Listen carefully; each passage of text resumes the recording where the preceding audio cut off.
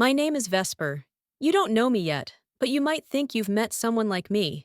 That girl who always smiled at family dinners, who sent money back home even when she had $27 left in her checking account.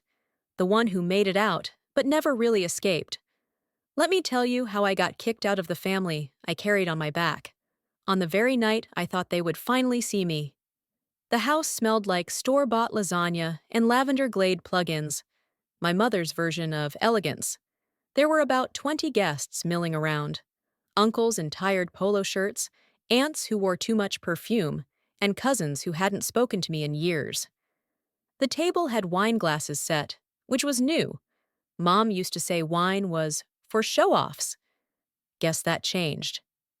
Vesper, smile more. You look so tense, my mom whispered through clenched teeth as she passed by me in the hallway. She didn't stop to hug me. She hadn't really looked at me since I walked in. I had just signed the paperwork for my company's IPO 2 days ago. We weren't just profitable. We had hit unicorn status. The press had reached out. My old college professor emailed me, saying I was an inspiration. But here, in this house that used to smell like grilled cheese and tension, I was just the awkward daughter who left. I took a deep breath and fixed my posture.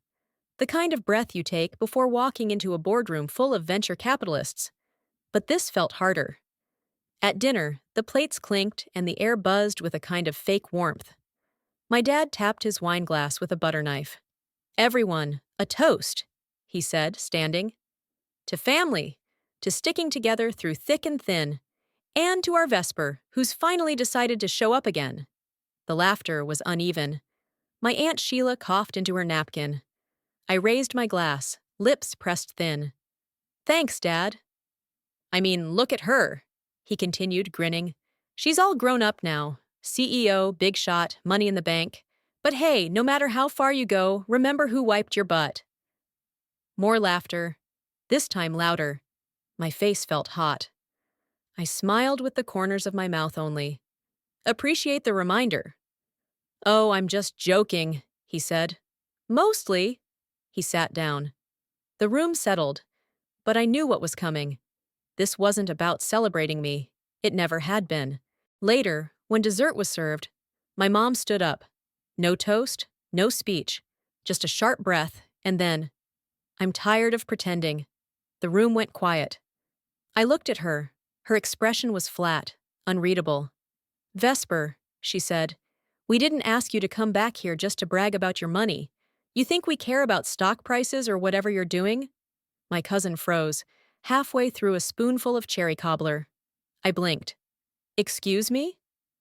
"You come back here, acting like you're better than us," she said, voice rising. "You don't call, you don't visit, and then you show up with your $10 million and your high heels, and you think that makes up for it?" "I paid off the house," I said quietly. "You didn't do that for us. You did it so you could feel important," she snapped. "You always wanted to be the martyr. Guess what? We didn't ask for your charity." Charity. That word hit like a gut punch. My dad stood up again, clearing his throat. "We raised you. We fed you. And this is how you repay us? Acting like you own us? You don't belong here, Vesper. Not anymore." The words came so fast and sharp, I barely had time to process them. "You're not one of us," he said. "You're a parasite. A lowlife who forgot where she came from." Something broke in me. I stood, knocking the chair back. It clattered against the tile. "I forgot where I came from?" My voice shook. "You begged me for money, for the mortgage, for Ethan's tuition, for Mom's hospital bills, and I gave it. Every damn time." No one spoke. "You don't know what I gave up," I continued. "I lived on cup noodles for 3 years while trying to keep this family afloat. I worked 16-hour days and wired money home like it was my full-time job. And now you stand here and call me a lowlife?" My mother rolled her eyes. "So dramatic." "You're not welcome here," my father said again, this time slower. "You never were." I walked out without a jacket, my heels sinking into the wet grass. My car was parked 2 blocks away because the driveway had been full of their friends' trucks. The cold wind hit me hard, but I didn't feel it. Not really. What I felt was the ache behind my eyes. Not tears, just pressure, like my whole skull was trying to collapse into itself. The streetlights buzzed faintly above me. A neighbor's dog barked once, then went silent. I looked down at my phone. No missed calls, no texts, just a blinking notification from my bank app confirming a transfer. $50,000 to Mom's account, sent 2 days ago. It was still pending. Maybe I wasn't shocked. Maybe I had known this was coming. Somewhere deep down, I knew this night wasn't a celebration. It was an exorcism, and I was the demon they wanted gone. I got into my car, closed the door, let the silence wrap around me like a funeral shroud. Then I whispered the thing I had never dared say out loud. I'm done. The headlights of Vesper's car sliced through the fog as she drove with no destination. There was no plan, just the familiar hum of tires on wet asphalt and the occasional shiver that raced down her spine when memory barged into the silence. How had it come to this? Not the money, not the betrayal, but that single phrase that had snapped something inside her. You're not welcome here, you never were. Vesper didn't cry. Instead, her mind began peeling back time like wallpaper, layers of memory she'd tried to paint over, but never truly replaced. It was Ethan's birthday. She was 12. He was 6. Their mother had made a 3-layer dinosaur cake, covered in green frosting and gummy worms. Balloons lined the backyard, and cousins screamed around a rented bounce house. Vesper had been tasked with helping, which meant staying invisible until something spilled or someone cried. She remembered standing in the doorway with a wrapped gift in her hands, a sketch pad she'd saved 3 weeks of lunch money to buy. Ethan loved to draw. She'd even added colored pencils, taped to the side with a note, "From your big sis." Happy drawing. When she handed it to him, he looked confused, then set it on the table without opening it. Thanks, I guess, he said, eyeing the PlayStation game their uncle had given him. Vesper turned to look at her mom, hoping for a smile. Her mom gave her a glance that could slice steel. "What are you doing?" she hissed under her breath. "Don't be weird. This day is about your brother." "I just wanted to give him." "You always have to make it about you, huh?" her mother snapped. Vesper didn't say anything. She just walked to the side of the yard and sat on the porch steps, watching her gift sit untouched as the other kids took turns throwing cake at each other. That day stayed with her, not because of the silence, but because she had started to believe it was her fault for wanting to be seen. Years passed. Ethan was always the sensitive one. He got extensions on school projects. His tantrums were excused as creativity. When he was 16 and wrecked their dad's car, the family chipped in to buy him a new one. When Vesper graduated high school valedictorian, her mom didn't attend the ceremony, claimed she was too tired. When Vesper got into Stanford on a full scholarship, her mom's only comment was, "Don't come back pregnant." She hadn't smiled. Not once. "You were always so serious," her mother had told her once. "Like a little old lady in a kid's body." The truth was, Vesper had to be serious, because nobody else was. She worked at a frozen yogurt shop during college, tutored kids on the side, and skipped spring breaks to freelance code just to afford books.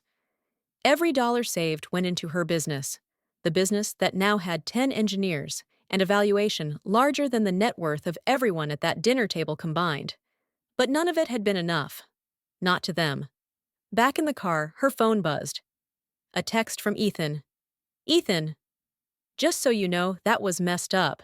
You made Mom cry. Again. No hello. No, are you okay? Just guilt." She didn't respond. She just turned the phone screen down and pulled over near a gas station. The fluorescent lights flickered above her as she sat there, hands gripping the steering wheel, until a quiet thought surfaced. When did I start apologizing for existing? The next morning, Vesper checked into a hotel downtown. She'd need a few days to think, maybe longer.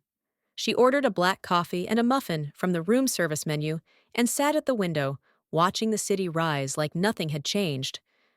But inside her, something had shifted. Something subtle but irreversible.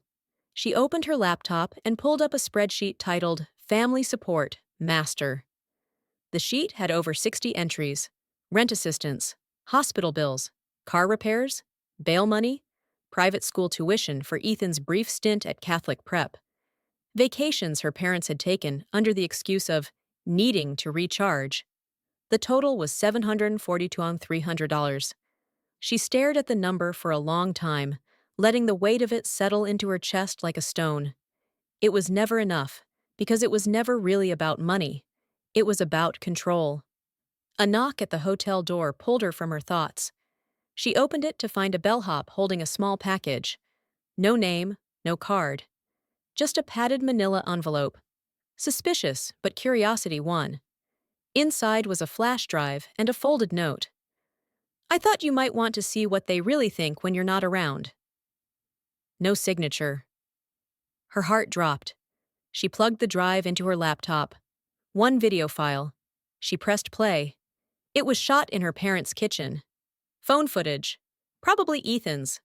Her mom stood in front of the stove, ladling soup into a bowl. Her father leaned against the counter, sipping beer.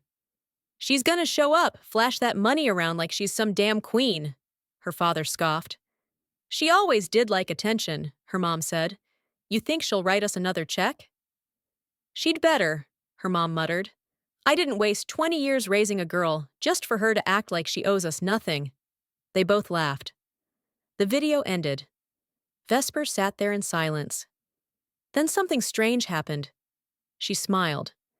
It wasn't joy. It wasn't pain. It was clarity. Vesper didn't sleep that night. She lay on the hotel bed, one hand resting on her stomach, the other curled around the flash drive that had detonated everything. The words replayed in her head, over and over, like static. "I didn't waste 20 years raising a girl just for her to act like she owes us nothing." It wasn't the cruelty that got her. It was the calculation. They had practiced those lines before. Maybe not word for word, but in meaning.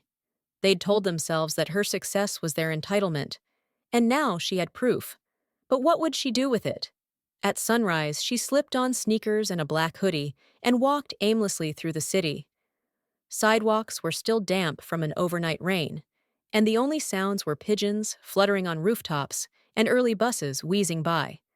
A block from a bakery she used to frequent as a broke intern, she sat on a bench and opened her phone. She scrolled through her emails.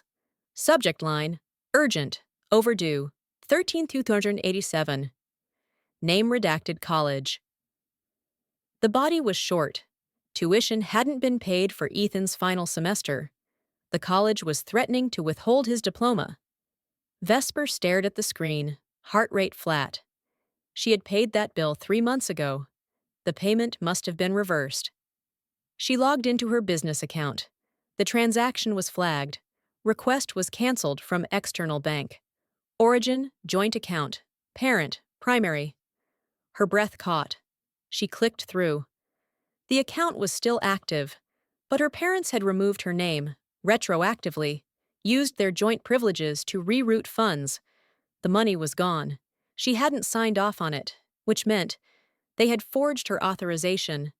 A slow-burning anger crawled up her spine. "I need all financial transfers tied to this EIN investigated," she told her accountant over speakerphone later that morning. "Everything in the last 18 months, and find me a forensic auditor, discreet." There was a pause. Her accountant, Mara, exhaled slowly. "Is this about your parents?" Vesper didn't answer right away. She watched a bird land on the windowsill of her hotel room, peck once, and fly away. "I think they've been laundering my support," she said finally. "Jesus," Mara muttered. "All right, I'll get started." By noon, Vesper had a manila folder in hand. Bank statements, asset reports, transfer records. She stared at the totals like they belonged to someone else. Almost $300,000 unaccounted for. Some of it went to Ethan, sure, but a large chunk had been funneled into a private LLC registered under her father's name. A company she'd never heard of. VSP Recovery Inc. The initials didn't even try to hide it. She called the number listed on the filing. It went to voicemail. The recording was her father's voice. You've reached VSP Recovery. If you're calling about investments or contracts, leave a message. Vesper hung up. Her knees went cold. They're not just ungrateful, she said to herself. They're profiting. She needed to talk to someone, not a lawyer, not an accountant, someone who would remember the old her, someone who hadn't wanted anything from her. She opened her contacts and stared at a name, Marisol Ortega, her roommate from her first year at Stanford, graphic design major. She'd moved to Portland. They hadn't talked in years. Vesper hit call before she could change her mind. The phone rang, then again. Then. Vesper? She didn't realize she'd been holding her breath. Hey, she said, trying to sound normal. Holy crap, it's you. It's been, what, forever? A small laugh. Long enough. They talked for a minute about life, mutual friends, the pandemic. Then Marisol said gently, You okay? You sound heavy. There it was. The one question she'd been waiting for someone to ask. I'm unraveling, Vesper admitted. I just found out my parents may have been stealing from me for years. Marisol didn't laugh, didn't gasp. She just said, Do you want me to fly out? Vesper's voice cracked. I don't know. You don't have to know, Marisol replied. You just don't have to do it alone. That night, Vesper sat cross-legged on the hotel floor, photos and papers spread around her like crime scene evidence. She found an old family photo at the bottom of her suitcase. It was from a beach trip when she was 10. Her mom in a wide-brimmed hat. Her dad holding Ethan on his shoulders. Vesper beside them, cut off slightly, as if the camera hadn't included her by accident, but by design. She stared at her younger self. What would she say to that girl? I'm sorry you thought you had to earn love by breaking yourself in half. A soft knock at her door startled her. She looked through the peephole. It was a hotel staffer, holding an envelope. For Ms. Vesper. No return address. She opened it. Inside was a single line, written in block letters. They're planning something worse. And a phone number. Vesper didn't notice the city changing outside her hotel window, didn't register the movement of time. The folder sat in front of her like a loaded gun, its weight more psychological than physical. Inside it, data, email printouts, ledgers, was everything she had chosen to ignore for far too long. She had spent so many years hoping she was paranoid that maybe her exhaustion, her aching chest every time her mother called, was just a trauma response. But the files said otherwise. Everything they had done, the financial requests, the calls during her busiest investor meetings, the emergencies that always aligned with bonus season or tax deadlines, had been orchestrated. Her parents hadn't just taken advantage of her generosity, they had systemized it, profited from it, manipulated it into a revenue stream. She closed the folder and leaned back, her eyes raw from staring too long. The silence was no longer comforting. It was accusatory. A knock at the door startled her. She opened it to find a staff member handing her a small envelope. No name, no return address, just a slip of stiff paper inside. In thick black ink, it read, They're planning something worse. Beneath it, a phone number, area code 503, Oregon. Vesper stood frozen, the slip trembling slightly between her fingers. The number seemed to blink on the page, almost daring her. She walked back to the desk, set the note down, and stared at her phone for a long time. Then she dialed. The call rang 3 times before a low, gravelly voice answered. Yeah? She hesitated, then steadied her breath. I was given this number anonymously. I believe you might have information about my family. There was silence on the other end, but it didn't feel like confusion. It felt like calculation. You Vesper? The voice asked at last. I am. Another pause, this one heavier. Meet me tonight. Marina on 47th, South Dock. Come alone. The line clicked off. No name, no time for questions. Vesper lowered the phone slowly. Her hand, which had been steady for hours, now trembled slightly. Whatever she was about to walk into wasn't just uncomfortable family truth. It was deeper, intentional, and still unfolding. The marina was the kind of place people didn't visit unless they had a boat or something to hide. Rusted metal railings lined the walkway. Old ropes, some frayed to the core, coiled near the pier like sea serpents that had given up pretending. A single lamplight flickered above the south dock. She arrived early. The cold mist from the bay rolled over her like breath, seeping into her coat. Each wave lapped against the wooden posts with rhythmic disinterest. Footsteps broke the silence. A tall man in a dark hoodie and beard approached, hands tucked into his pockets, shoulders hunched. He stopped several feet away. "I didn't think you'd actually come," he said, his voice now steadier but still coarse.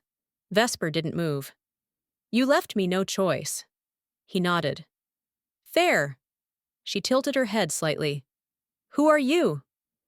"I used to work for your father," he said. "Contracted tech support. IT security. Mostly cleanup jobs. After he messed something up he didn't want recorded. Until I started noticing patterns." "Patterns," she repeated, folding her arms tightly. "Fake accounts. Transactions labeled as consulting fees to people who didn't exist. Except they did, just under different names. I flagged it. He said I misunderstood the structure. Then he fired me." "You said they're planning something worse," she said. "Define worse." He stepped closer, lowered his voice. "There's a new fund. He registered it as a non-profit, the Ethan Trust. Sounds noble, right? Except it's not built to support your brother. It's structured to transfer assets, tax-free. He's trying to legally convert the money you gave them into charitable contributions, to themselves." Her mouth went dry. He reached into his coat, pulled out a USB drive, and placed it on the bench beside them. "I kept everything, emails, transfers.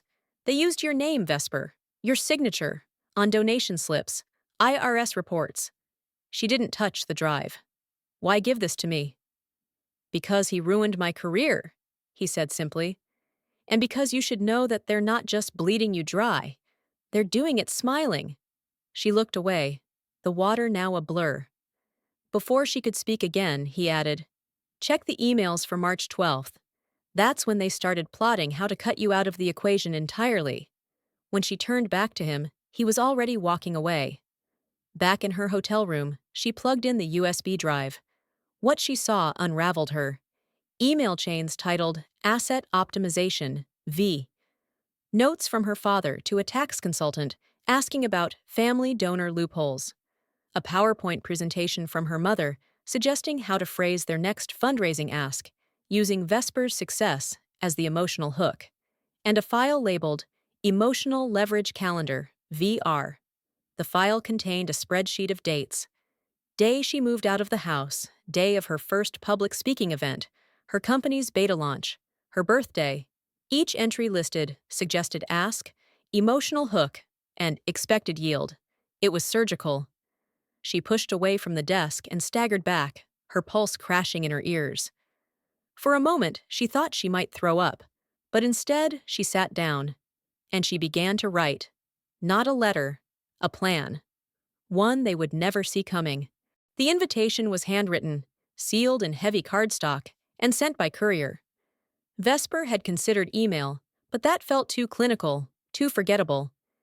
If she was going to stage this, it had to feel personal, authentic, like a gesture of peace, the kind people instinctively trusted, the kind they wouldn't see coming. She signed each envelope with her full name, deliberately elegant, as if she were branding the moment. Dinner, one night only. Everyone who mattered would be there. Her parents. Ethan. 2 aunts who had always taken her mother's side out of fear or familiarity. A cousin who owed her money. And, at the center of it all, Vesper. The forgotten daughter turned hostess. The venue was a private room in an upscale restaurant downtown, one she had quietly invested in last year. The irony wasn't lost on her. She arrived early, wearing black. Not a power suit, not silk or statement jewelry. Just clean, structured elegance. Neutral, unreadable, like armor. The room was set with crystal water goblets and low flickering candles. She'd asked the staff to dim the overhead lights and to avoid interrupting unless called. She wanted no distractions, just the sound of truth, finally echoing. When her family arrived, they entered in pairs. Her father, in a blazer a size too tight, looked skeptical. Her mother, all smiles, kissed her on the cheek as if the last few months hadn't happened. "I'm glad you reached out," she said, patting Vesper's arm. "I knew you'd come around." Vesper didn't smile. "Let's sit."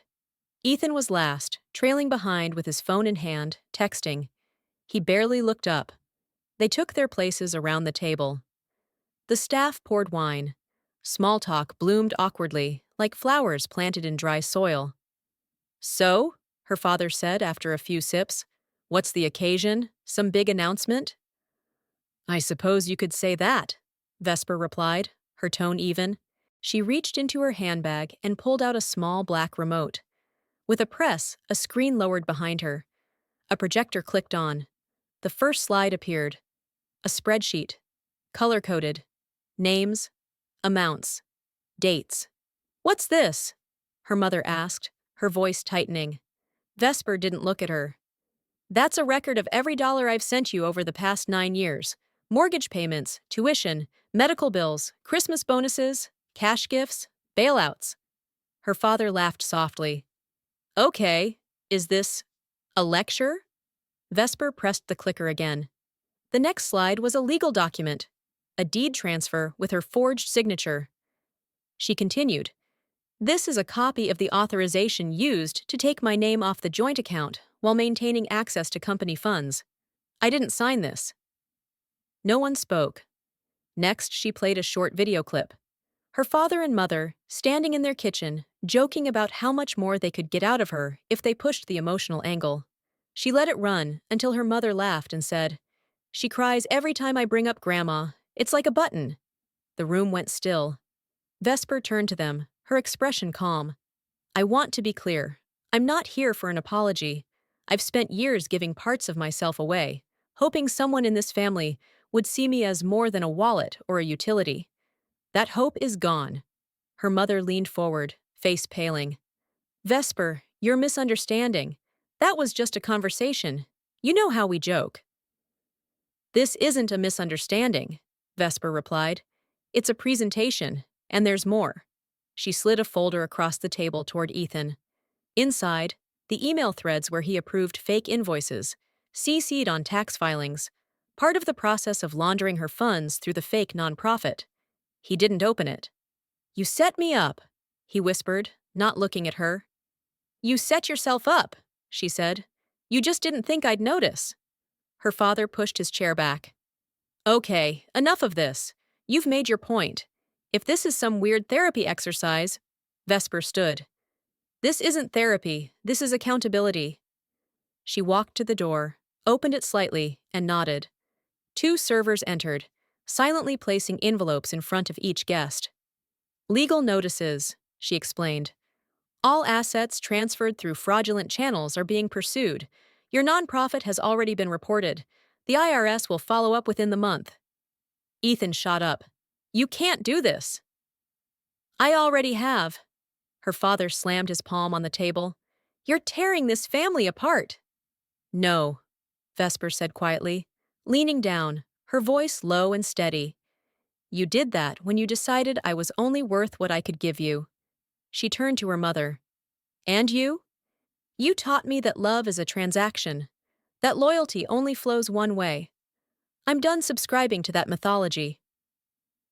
She took a breath, allowing herself the smallest pause, then added, "From this point forward, you are no longer my responsibility.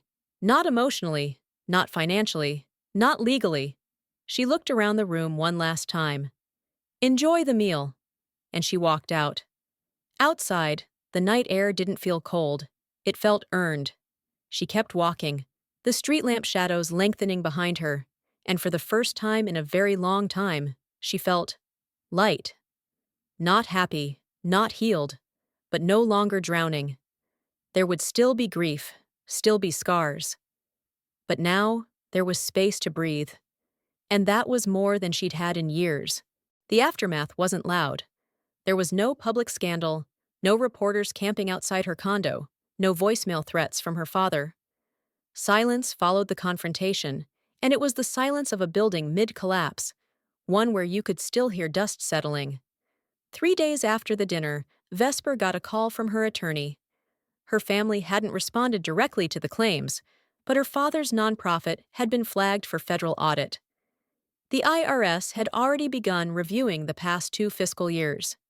She didn't ask for updates after that. She didn't want to watch the fall. That wasn't the point. Letting go doesn't mean waiting around to see the consequences. It means choosing not to be part of the cleanup. She took a long weekend, turned off her phone, booked a cabin in the mountains with no Wi-Fi, and packed 3 books she knew she wouldn't finish. She needed stillness. She needed the quiet that didn't come from shutting others out, but from allowing herself to stop performing. When she returned, the voicemails were waiting. The first was from Ethan. "You made your point, okay? We get it. But now you've messed up everything. You think they're gonna recover from this? Mom hasn't left the house. Dad's having panic attacks. I've got no tuition money now because they froze the nonprofit accounts. You happy?" She deleted it without listening to the rest. The second was shorter. Her mother's voice, sharp but shaking. "You always had to destroy things to feel powerful. I hope you can live with this." That one she replayed twice, just to hear the catch in her mother's voice at the end. Not because she wanted to savor it, but because it finally sounded real. Not polished, not weaponized, just broken. She deleted that too. It had never been about revenge. Not really. It was about ending the performance, even if it meant burning the stage. Vesper didn't post about what had happened. She didn't make a podcast episode. She didn't share cryptic quotes or screenshots. She went dark. But the world, somehow, kept speaking on her behalf. A blogger who'd once interviewed her leaked a blind item. Tech founder silently dismantles family empire after discovering years of financial theft. Reddit threads exploded with speculation. Some guessed names. Most got it wrong. But none of it mattered. The truth was out there in fragments, as if the world needed to chew on what she could no longer stomach. And still, she stayed silent. She moved out of her loft and bought a house upstate, a renovated barn with tall windows and creaky floors. It wasn't minimalist. It wasn't perfectly styled. But it was hers. Entirely. No joint names, no hidden clauses. She built a reading nook under the stairs. She planted basil in a crooked wooden pot. She walked barefoot through the kitchen with coffee in hand and let the sunlight fall on her shoulders like a warm apology. She didn't feel triumphant. She felt unfinished, as if something inside her was still unlearning decades of survival. One evening, as she sat on the porch, watching the trees sway in wind that smelled faintly of honeysuckle and smoke, her phone buzzed. A text from Marisol. M.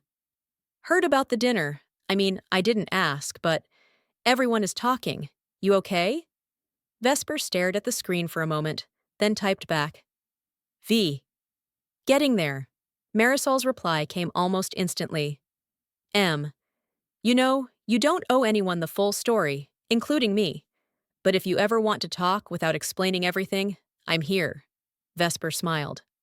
V. "I'll take you up on that. Just not tonight. Tonight, I'm doing nothing. Intentionally." She put the phone down and closed her eyes. The wind shifted again. Something about it felt like a change in season, not just in weather, but in her bones. She thought about the last time she cried. Really cried. It had been years, and even now, the tears didn't come. But something else did. Peace.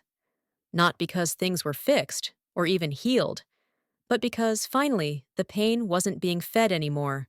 The first letter arrived folded into a donated book. It was slipped between the pages of The Art of Possibility. The cover creased, underlined with a blue ballpoint pen. Vesper hadn't opened the box of donated materials right away. She wasn't even sure why she had ordered them. She didn't need more books. She barely had shelves. But something about the package had caught her eye that morning. The handwriting on the label, the slightly off-center tape job. It didn't look like a donation. It looked like a message. Inside the book was a piece of lined notebook paper. You don't know me, but I watched your first keynote 5 years ago. I had just been kicked out of my parents' house for choosing a different life. You said, "There's power in not waiting to be chosen." I've kept that sentence taped to my mirror ever since. Thank you. You gave me a language for survival. Vesper read it twice, slowly. Her cabin was quiet that morning, the scent of fresh coffee still curling through the air. She sat with the letter in her lap, the book resting beside her like an old friend. There were no tears, no dramatic music. Just a pause, a wait, a warmth. The past few months had been unhurried but full. She'd begun rebuilding, not in the way that meant business launches or media comebacks, but in slow, personal ways. Therapy, journaling, cold swims in the nearby lake. She planted perennials, watched them grow, took photos, and sent them only to Marisol. She didn't speak to her family. They had gone eerily quiet after the legal letters and IRS fallout. A mutual lawyer had emailed once with settlement paperwork for one of the property claims. She'd signed it with no reply. But in the space where they once lived, something new was growing, and she realized she wanted to give it shape. She started sketching on a notepad. Not ideas for startups or pitches, just words. Resilience, self-worth, financial clarity, housing security. She scribbled until the words became something real. The idea was simple: a fund for girls who'd been discarded by their families, manipulated into silence, or pushed out of homes they helped sustain. Not a scholarship, not a pity package, a launch pad, quiet strength. She called Marisol 2 days later. I want to build something personal. You already built your legacy, Marisol said gently. No, Vesper replied. I built their retirement plan. This one's mine. They met that weekend in the city and mapped it out on the back of a brunch receipt. Marisol would help with design. Vesper would fund the first 5 years from a silent trust. Her money, no press, no brand name attached. No media would be notified. She didn't want noise. She wanted quiet that changed things. The program launched 6 weeks later through a closed referral network. Caseworkers from women's shelters were trained to recommend candidates anonymously. No application fees. No interviews meant to impress. Just need. Backed by proof. Met with dignity. The first recipient emailed her from a burner account. I don't know who you are, but someone said this came from a woman who knew what it meant to be used and left. Whoever she is, tell her I'm not quitting school this time. I can finally pay rent without selling my stuff. Tell her, I think she saved me. Vesper didn't reply. She saved the email to a folder called Proof of Life. The third time it snowed that season, she built a fire and sat by it until dawn, thinking about all the years she had clawed to be enough for people who only wanted pieces of her. Now she was giving by choice. Not out of guilt, not to buy peace, but because she finally had enough to spare. One night, she got a call from a podcast producer, the same one who had reached out a year ago for an exclusive story on her tech success. This time, they wanted her to host a limited series. Women Who Walked Away. That's what we're calling it, the producer said. We want stories of women who said no, who left instead of breaking. Vesper paused. Why me? You already lived it. She didn't commit that night, but the next morning, she sent a voice memo with one line. Maybe it's time I started telling the story on my terms.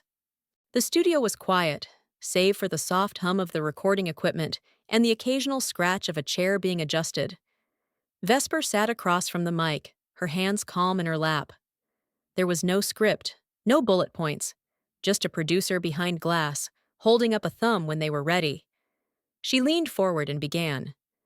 I don't really know how to tell this story in a straight line. There are versions I could give you. The sanitized pitch, the one where I rise from the ashes, prove them wrong, and stand on a TEDx stage with a headset mic and a blazer. But that's not the one that's honest. and I promised myself I wouldn't lie to make this easier to listen to. She paused. Let the silence breathe.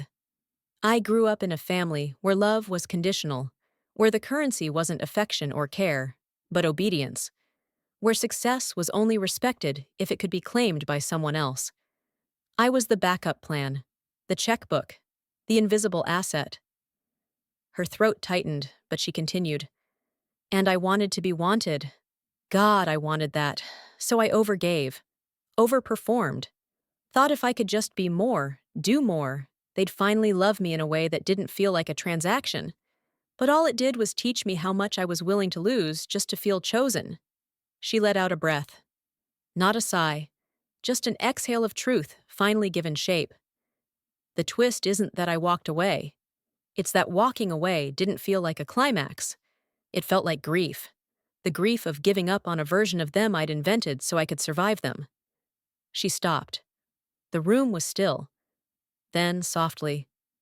But I didn't stay in the grief. I planted something new there. She looked up, her voice steady now. And it turns out, when you stop fighting to be seen by people who benefit from your invisibility, you begin to see yourself in the clearest light. There was a long pause. The red light on the mic flicked off. The producer gave her a quiet nod. That's it, he said through the intercom. That's the one. The episode aired under the podcast series Women Who Walked Away. It got passed around slowly, quietly, like something sacred. People didn't quote it with hashtags or viral captions. They messaged it to friends at 2 a.m. They played it alone on porch steps, in parked cars, during lunch breaks in silence. Emails came in, hundreds of them. Some from women who left families. Some from sons who had always been the scapegoat. Some from people still sitting at tables where they weren't wanted, whispering, I think I needed to hear that. Vesper didn't reply to most of them. Not because she didn't care, but because the story wasn't just hers anymore. She had become the voice for people who hadn't found theirs yet, and that, in itself, was enough. One late afternoon, she returned to the cabin from town and found an envelope tucked between the slats of her porch railing. No name. Inside, a printed photo. It was a group of girls, 14, maybe 15 years old, holding a handmade banner that read, Thank you, Quiet Strength. On the back, in black Sharpie, we didn't think anyone saw us, but you did. She stood there, the snow just beginning to fall again, and pressed the photo to her chest. No tears came. Not because she was numb, but because she was whole. That night, she lit a fire and opened her laptop. No plans, no productivity, just reflection. She wrote a single sentence in a new document. Sometimes, the bravest thing you can do is stop asking to be let in. She saved it. Then, almost as an afterthought, she opened her old email and clicked on a folder she hadn't touched in months. One labeled Family Closed. Inside were voicemails she'd archived, legal notices, photos she hadn't been able to delete. She selected them all and pressed delete. A notification popped up. Are you sure? She didn't hesitate. Yes. The next morning, she stepped outside barefoot, let the snow kiss her skin, and stood quietly beneath the sky. No headlines, no applause. Just a woman, fully returned to herself. Finally, living a story that belonged only to her. Looking back, I've learned that walking away doesn't mean failure. It often means freedom. Sometimes the hardest thing isn't leaving others behind. It's choosing yourself without apology. If you've ever felt unseen or undervalued by the people who were supposed to love you most, know this. Your worth is not up for negotiation. You are allowed to outgrow your pain. What would you have done in my shoes? Have you ever been forced to choose between peace and people? I'd love to hear your thoughts. Whether you're watching this at midnight from your kitchen table or on your lunch break, let me know where you're from and how this story resonated with you. If this video touched your heart, don't forget to subscribe for more real stories that remind us we're not alone.